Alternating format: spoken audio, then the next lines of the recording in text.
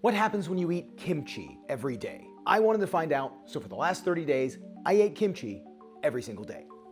Is it a superfood? Is it too much salt in a jar? How much kimchi is actually healthy before things get weird? So first, why would I do this? Are there any claims to say that this is healthy? Let's break it down. So kimchi is basically Korea's OG fermented superfood.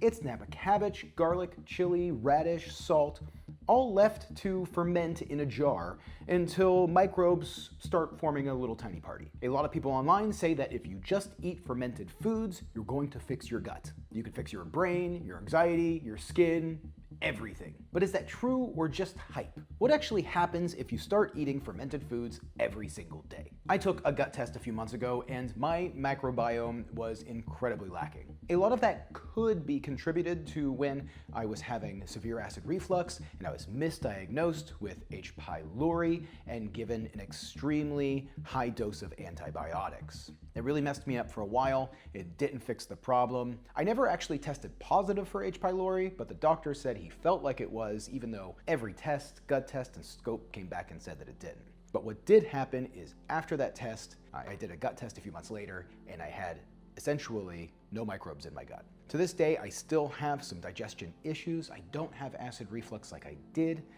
That was fixed through a few different methods, but I still think that if I could repair my gut microbiome, maybe I could fix some of those digestion issues. Needless to say, in this video, I want to cover what kimchi actually does in your body, the good stuff that can happen when you eat it every day, if there are some downsides, and how much you could safely eat, and what to look for when you're at the store. But first, let me tell you about today's sponsor. It's been a couple of years and people are still questioning me about my weight loss. I lost over 110 pounds, and that all started with the help of Noom Weight. Noom Weight is a proven long-term solution to weight management that only takes a few minutes a day. Noom not only gives you the how, but they also give you the why behind your actions to empower you to take control of your health. Since starting Noom, I have never felt better. I feel like a completely new person to who I was just a couple of years ago. I move more, I'm making better food decisions. I literally ran the Boston and Chicago Marathon this year, and I'm gonna be running the London Marathon next year in April. I never imagined that would be my life. Noom promotes sustainable results. It's a different way to approach weight management with the support of individual and or group coaching, which you can choose if that works for you. Lessons or being uplifted by other community members. With Noom, you will always feel supported for the ups and downs of your health journey. And all food is welcome on Noom. I truly don't know how to say this any better, but Noom changed my life. I always thought I was doing the right thing. I tried so many different times. There must be something wrong with me. But those thoughts all changed when I found Noom. They completely changed my outlook on health and weight management. Gave me a new life. So gang, I feel like a new person. It's been completely life-changing, and if you want to feel that too, click the link in the description to take your free Noom evaluation and redeem your free 14-day trial. It's quick, easy, and will help you create a custom plan.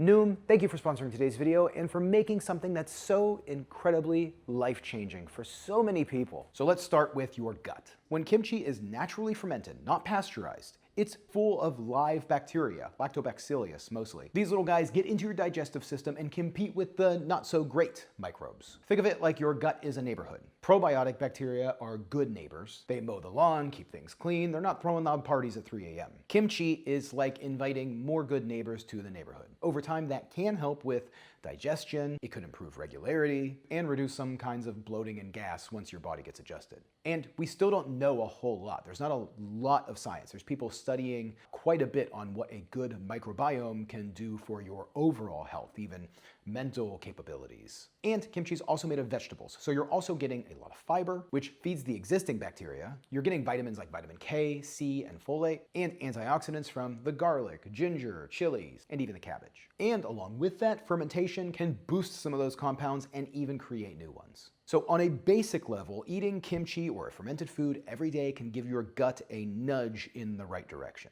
So the good stuff. What are the potential benefits of eating kimchi every day? One, like I've talked about, gut health and digestion. You're gonna end up with better gut resilience, be able to handle more digestive situations. Some people notice less constipation, less food babies, and a more predictable bathroom schedule. Now, along with that, other things I haven't talked about, metabolic health. There are studies that show that regular kimchi is associated with improved cholesterol levels, better blood sugar control, and reduced body fat in some groups. Now, am I saying that kimchi is a body fat burner or that it is a miracle in any way?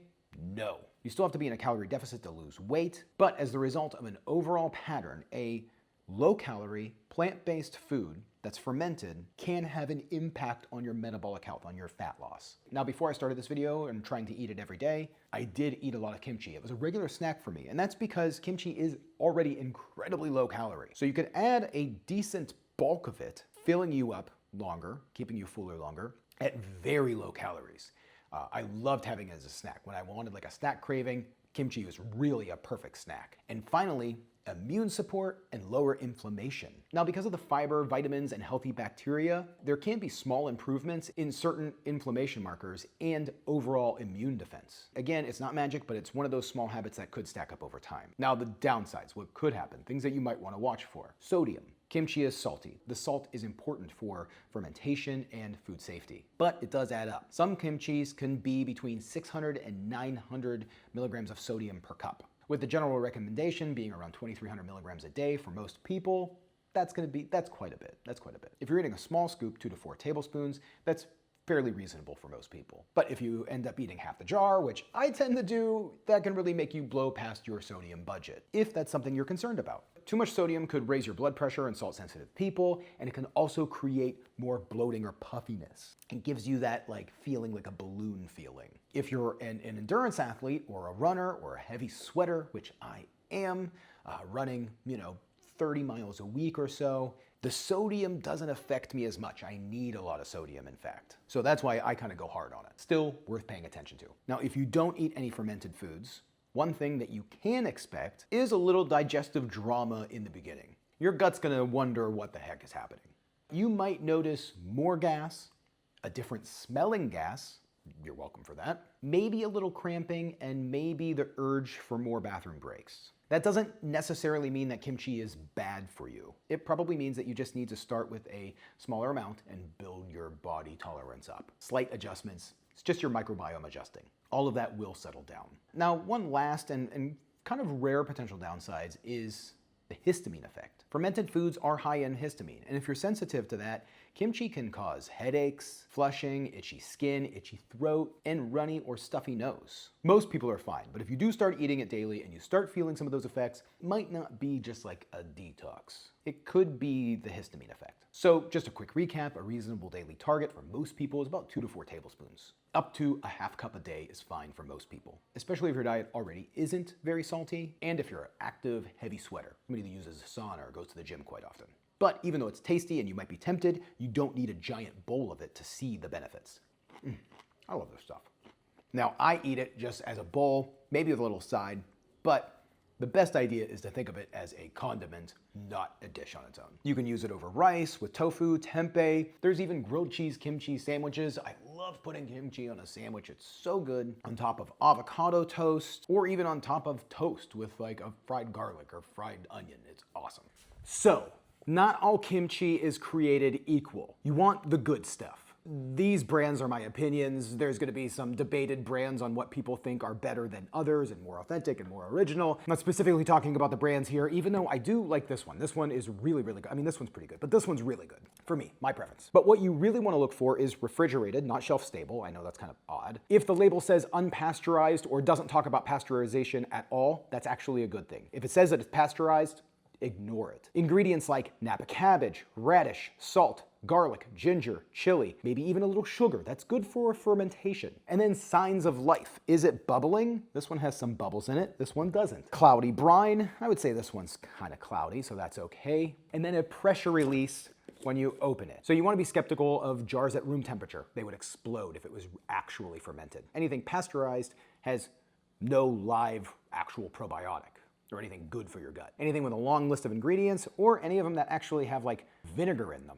Vinegar doesn't make sense. That's pickling, not fermented. And any of them that has preservatives, like sodium benzoate. That's a preservative that would actually probably kill the fermentation. If you're plant-based or vegan, you do have to watch out for kimchis that have fish sauce, anchovies, shrimp paste in the ingredients. That's a very common ingredient, but there's a lot of kimchis that you can purchase that are 100% vegan. So who shouldn't eat it every day? Daily kimchi is great for a lot of people, but there are a few cases where you might want to be a little careful, like high blood pressure. severe GERD or acid reflux, or if you have a histamine intolerance. Kimchi may trigger some of the symptoms. It may increase blood pressure. If you're in one of those groups, you don't have to ban kimchi forever. It's not like one serving is going to be detrimental, but you could just eat it regularly, maybe not high doses every single day. So what did I notice over 30 days? I already eat a pretty high fiber diet, so the regularity didn't really change. I didn't get a benefit from that. At first, I did notice a little bloating. I was a little confused because I was already eating kimchi fairly pretty often. That could have been something else. I don't really know. Week 2, there wasn't a massive change, but by week 3 and week 4,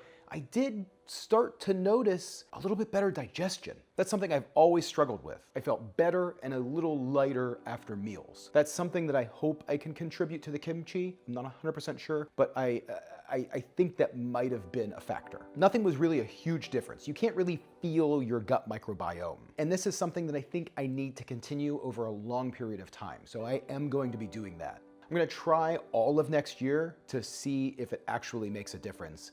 And I'm gonna test to see if anything changed. Will say I'm gonna go back to my regular kimchi consumption, which was fairly regular. I'm not gonna be doing it every day. I do want to introduce more fermented, gut-friendly microbiome foods into my diet. So I'm gonna be doing that on a rotation. I think what I'm gonna try to do is do a fermented food daily. I'm hoping that will improve my gut, and by this time next year, I can do a video with the actual test results and let you know if anything dramatically changed. I believe, used wisely, fermented foods is a daily habit that can stack up over time and lead to better health. So if you already eat kimchi daily, let me know in the comments. Did you notice anything when you started doing this? Is this something that you could actually feel a difference? Do you think you have better digestion, better gut health because of it?